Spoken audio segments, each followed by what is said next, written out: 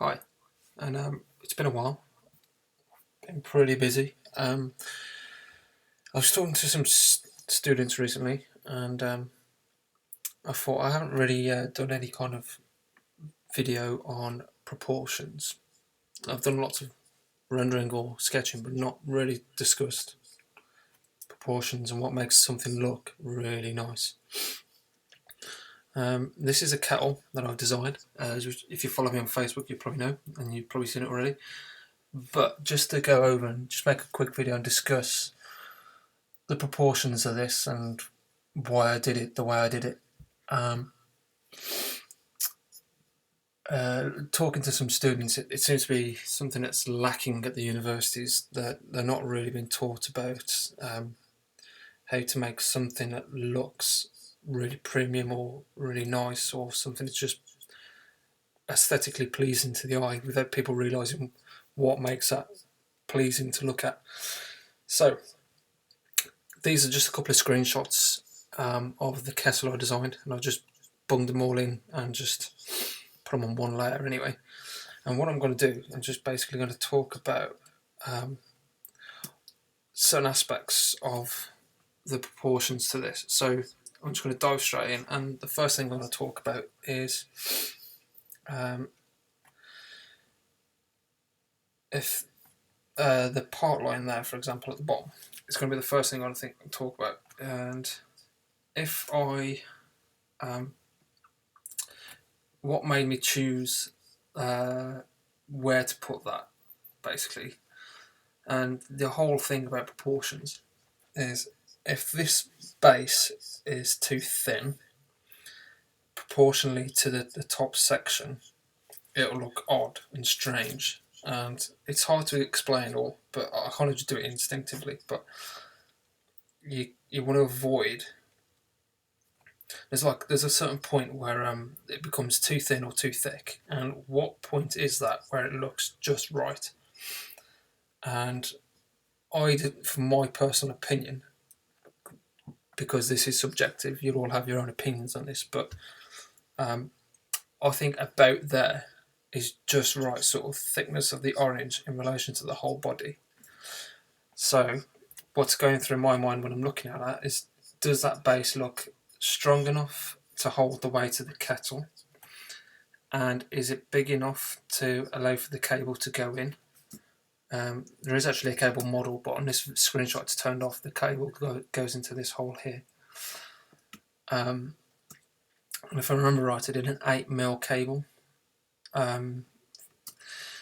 So is that base going to be big enough to hose the actual cable? Is something that goes through my mind when I do it. So there's a minimum it can go to anyway for a cable to go in. Otherwise, that cable hole is going to go past wherever the part line is. And the whole idea of this is, the orange bit is the base, and the silver part is the kettle that you lift off, and then that orange base stays, and that's what connects power to the actual kettle. So I could have, for example, if I hold Alt and grab that colour, and if I made this bigger, let's just excuse how crude this is, but it'll give you an idea. So if I make that big,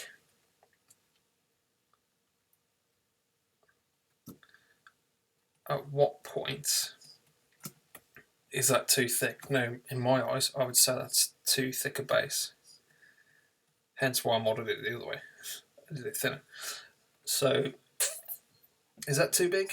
Because there's a thing about, if you look at any premium brand, and you look at their brand guidelines for anything, or you look at an image of a premium brand, say if they've got an advert of a brand in a magazine, premium brand will have a lot of image space, and they'll have their logo quite small in proportion to the whole page. And it kind of gives you, because it's a luxury of having that much space for such a small logo. So say I don't know, Prada or something was doing whatever their logo looks like, and they just have like image of a really pretentious looking model doing whatever Prada sells or whatever. But you'll always notice these really high-end premium brands have really small logos on their adverts or their branding or their item of clothing, for example, or anything. But if you've got a mainstream brand, you'll notice a mainstream brand will probably have a huge logo slapped across whatever it is, probably huge text, really in your face, and all they're concerned about is grabbing your attention to make you buy that product. So if you look at, like, I don't know, Nike example, and Nike will probably have a massive logo in the corner and they'll be like, Nike, just do it, pump it up, whatever, in massive text, and maybe just an image of a trainer or something. But the whole thing about proportion of the logo in relation to whatever it's being displayed on, and the same thing applies to products and forms. So if I wanted this to be an in-your-face cheap product, you could probably get away with doing something that's really really quite an obvious split. So if I maybe made that big, and let's just remove all that.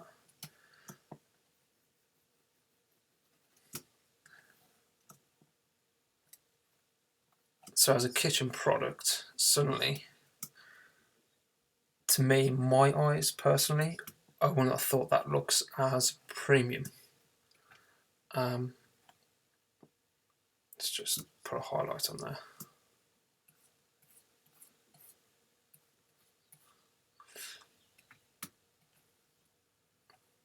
Okay, right. Let's quickly bash that out. Oops.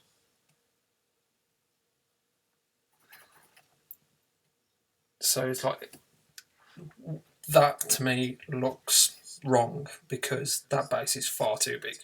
I mean, to make this a functioning kettle as well anyway, if you do a colour split like that, you'd probably still have the same part line for the base for the kettle to come off. But in terms of a colour and materials and the sort of feeling you're going for, I'd say personally I wouldn't do a base that big, and the reason why is it doesn't look as premium as that does. And I think if you're going for something that's premium, the more things you throw at it devalues the brand. So if I started throwing colour splashes all over it or prints and graphics, it instantly feels cheaper, like a mainstream product. So there's always a thing like, there's the golden rule of three, the golden ratio, or the rule of three. But if I was to do like a third of that kettle to be a colour split, it might look alright as a mainstream product. Say, like, I don't know, like Joseph kettle or something, and that was like green, and that was like probably white or something. It might be alright because it's just kind of a colour materials sort of look and feel. But if you're going for a high-end premium product, you probably wouldn't consider it. So the whole thing about proportions is the proportions determines like the look and feel and whether it's a premium or not a premium product. But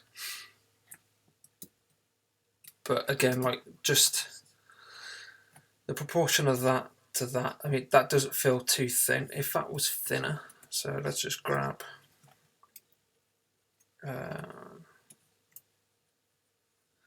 so if I just make that thinner,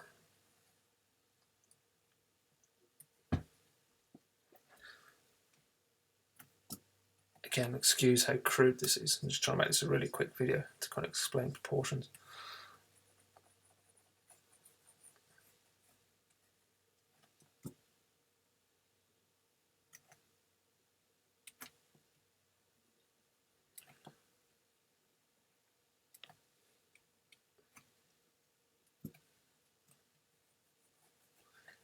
Okay. So ignore the fact that the silver doesn't match. I'm not going to bother trying to render that so it looks alright. So now, I would say if I turn it on and off, you see the difference. It's quite a big difference. But if you were to put something like there, I would say that that orange area in relation to the whole height of that looks too thin. And especially if you've got to get a cable out of there. But you could get a thinner cable, I suppose. But there's that cut-off point of what is the right place to put that split for that base and that the main body of the kettle. And it sounds really silly, but just a few millimeters can make or break the whole design. Now you might look at that and think you prefer it down there like that, which is fair enough. Like I say, it's subjective. Everyone's got an opinion on it. But yeah, if you just kind of carelessly or aimlessly make a split, and if say you do orange to there and then you model it out and you've modelled it and you've rendered it, you'll probably look at it a few months down the line and think, yeah, it doesn't look that great.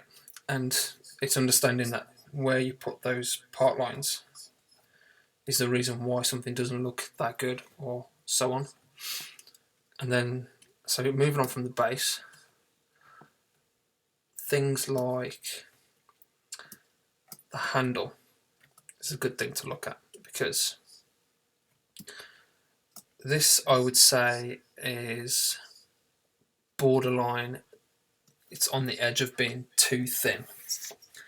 In terms of material properties, if this is an aluminium machined or cast handle, there'll be enough strength in that aluminium handle to support the weight of that kettle quite easily. But the question is, would it look better or would it look worse if that handle was thicker? So if I made that handle like that thick, let's just grab some colour.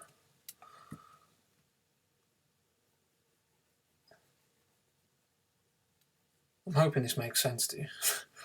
It's kind of, I was talking to a student about it and I was saying it's a hard thing to explain, to get across.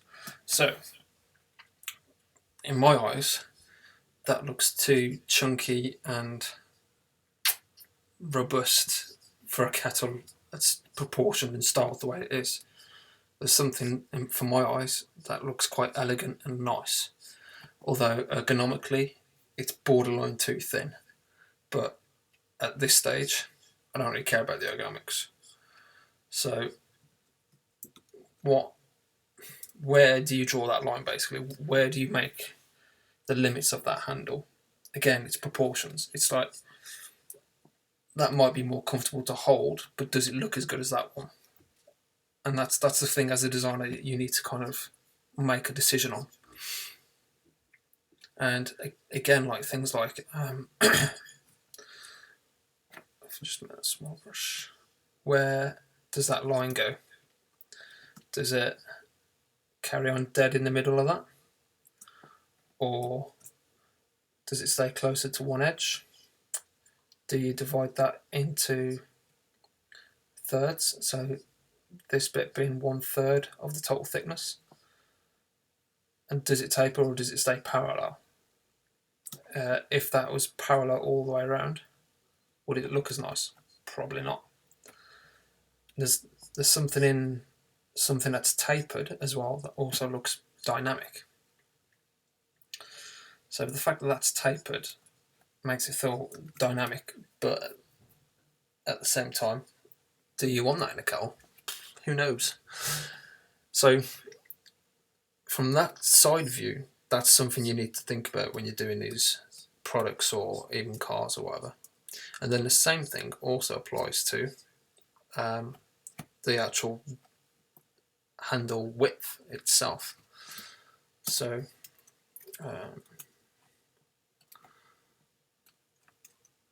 let's grab a new layer. So again, Now if I grab my symmetry tool, if I made that handle that big, again the question is, does that look as nice? And to me, in proportion to the width of the kettle and the height of the kettle, I would say that line there that I've just drawn is too thick. It's too wide for the proportion of that kettle. There's a question is, could it be slightly bigger than what I've actually modelled it at? Maybe. Again, these are subjective opinions. So when if you're at uni and you're doing this, you need to persuade your lecturer that you know what you're doing and there's a reason why, and you think it's justified that it's a certain size or certain proportion. And again, like things like where that crease goes, would it be better going in like that, or would it be better doing that as I've got it? These are all things you need to consider. And you see too many student projects that where you just dive into 3D modelling and you've not really put much thought into it, and you'll just kind of knock on a handle and think it's done. But every single little line on this product, or whatever your product may be, needs to be considered, and a lot of thought needs to go into it. So that's another aspect that you need to think about just regarding the handle. So you've got thickness of the handle, you've got the width of the handle, you've even got the length of the handle in relation to the whole size of that. So what is that length? Should it come down further? And then again, by increasing that length, if I kept it the same sort of thickness, because it's so long, it then becomes visually weak. So to better explain that, because it's a poor explanation, if that was any longer, oops, drawing's gone out the window today. If that was any longer and that carried on tapering the way it is currently tapering, because you'll notice how this point here is much thinner than this point here. If that carried on, it would almost be like a sword, basically. It would be horrible to hold. But again, if you look at that now, is that too long if it comes down to that? This is what you need to be kind of thinking about when you do it. And you need to control all this. So it's all well and good like doing a nice sketch on whatever, and it looks nice in a sketch, but is it how have you got to that sketch is what you need to think about and realise. Some of you will just naturally understand it, and you'll kind of have a natural what's the word? It's like a sense for it, basically. You'll know, you'll just naturally know, oh, that doesn't look right, and you'll know in your own head, oh, it doesn't. But some people, they need to be taught it or shown it, and from talking to a lot of students, that seems to be lacking. I kind of do it instinctively, and just by observing other products and looking at premium products and looking at cheap products and looking at mid-range products and comparing and analysing the difference between them and what makes a certain product. And just from doing that over a number of years, I've kind of refined the understanding for me of what products have a premium feel and what proportions create that feel. And yeah, so again, all these little things add up to either make or break a product. The next thing to think about in this is, if you want to go for a premium product, like I've tried to go for here, you want to, for me, I want to minimise the number of components. Like if I had a plastic seal, rubber seal around that lid, or you can see another part line where the hinge is, or you'd see the view window for the tea, or whatever, not the tea, the water in the kettle. So if I put a window on there, and I put all the little markings on there, For me, that kills it. It's no longer a premium product then. It's just a mainstream bog standard kettle. So the reason why I didn't put that on there is because it didn't feel right for that design. So, and by doing a premium thing, I'm assuming that people have got common sense to think I've got enough water in there or not when they actually fill the kettle. If you're having to look and see what it says on there, you clearly don't make tea very often. So you're not going to buy a premium kettle. You're going to buy a mid-range thing that tells you exactly how much water you need on the gauge. And yeah, so in my eyes, if you're going to buy a premium kettle that you're going to pay a lot of money for, you're not going to be someone who just makes a cup of tea once a month. You're going to be someone who drinks tea or coffee on a regular basis. So you're going to understand little things like when you pour in water from the tap into the kettle, you're going to know how much water you need because you make it every day. So you don't really need a view window to show you've got this much water in, because when you've poured it through the kettle, you know how much water you've poured in because you do it every single day. So with that thought and that kind of justification, I got rid of it. I don't see a need for it.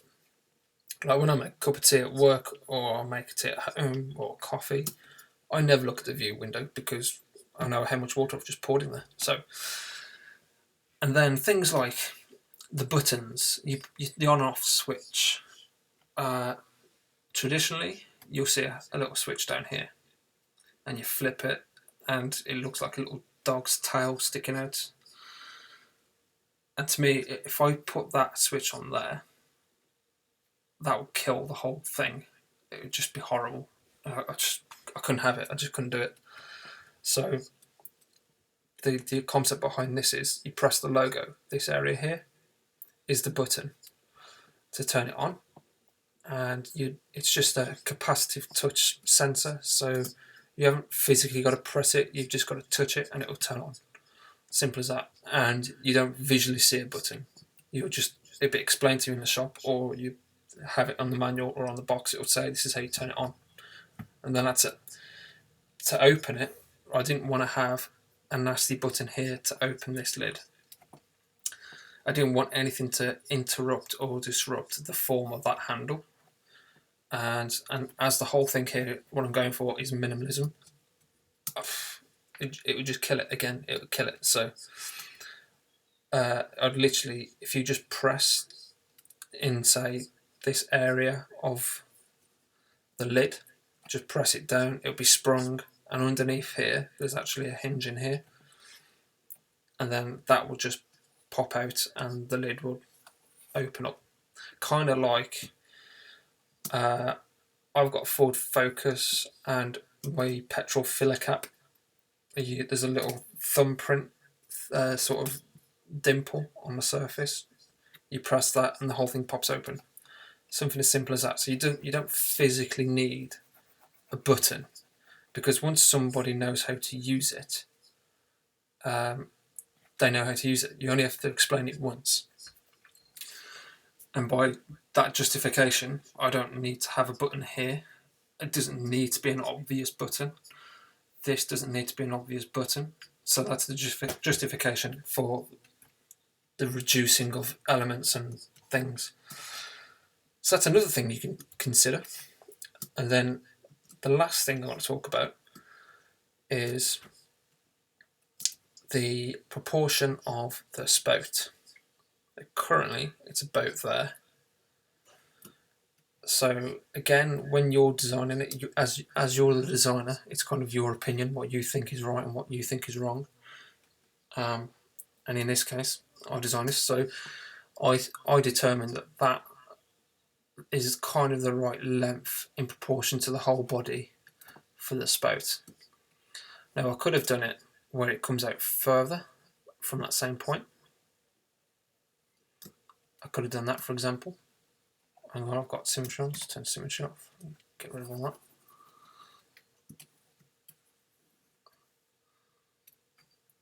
So I could have done that if I just block that in white, just so it's clear to see.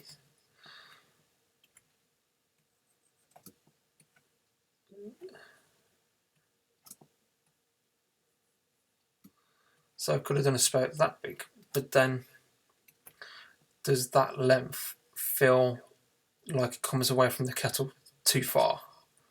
In my eyes it does, hence why I did it to there. And these tiny differences in millimetres make such a big difference to the overall look and feel of the product. Could I have done it smaller? Does that look better or worse? These are all, as I've been saying, these are all things you need to think about. Or should that have come down further? Say something like that. Maybe.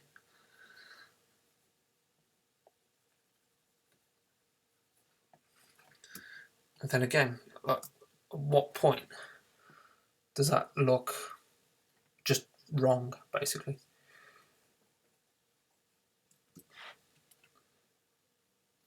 And I thought, for me, looking at that, if I go down from down here and I've got such a gentle curve to create that spout, it's almost unnoticeable.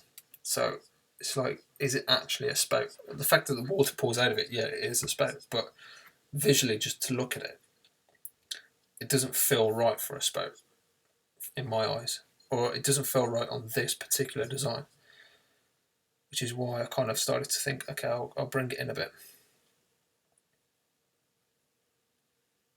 And then suddenly it starts to feel much better in proportion to the whole thing as a whole. And then, yeah, it was just a question of like, kind of, where does it start to curve? How much does it curve?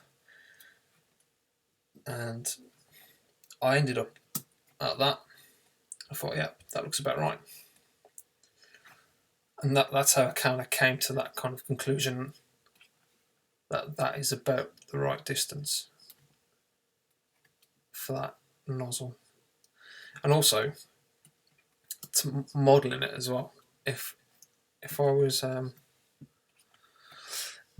if I tried to do the same surface in a smaller distance, the highlight wouldn't look as nice, and I'd be kind of, the surface would be straight for so far, and then I'm forcing it to get to a point, and you'd have this really tight radius in there, or it would kind of look weird.